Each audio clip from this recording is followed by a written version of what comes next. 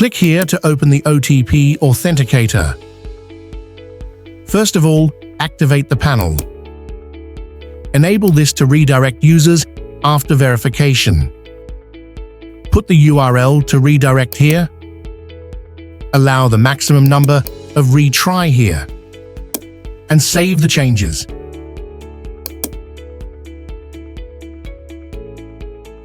Let's see the impact of these settings. Login cannot be performed when you are already logged in.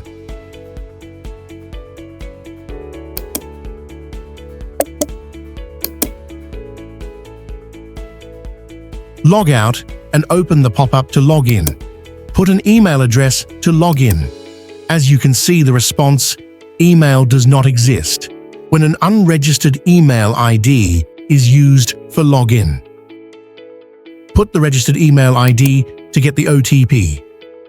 Users can enable this option to autofill the email ID next time. Now get the OTP.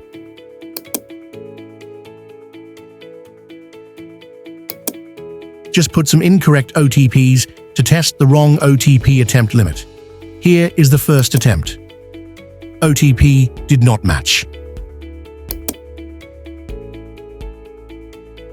The second attempt, same response.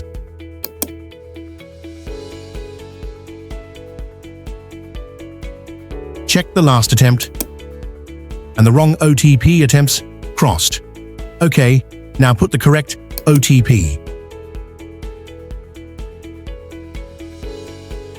Click to verify, and after the maximum number of wrong attempts, the OTP does not exist in the database.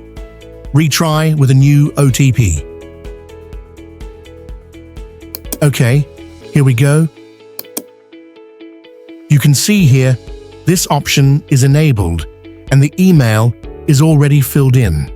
Send the OTP.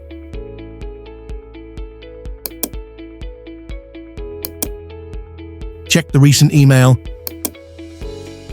Copy the OTP.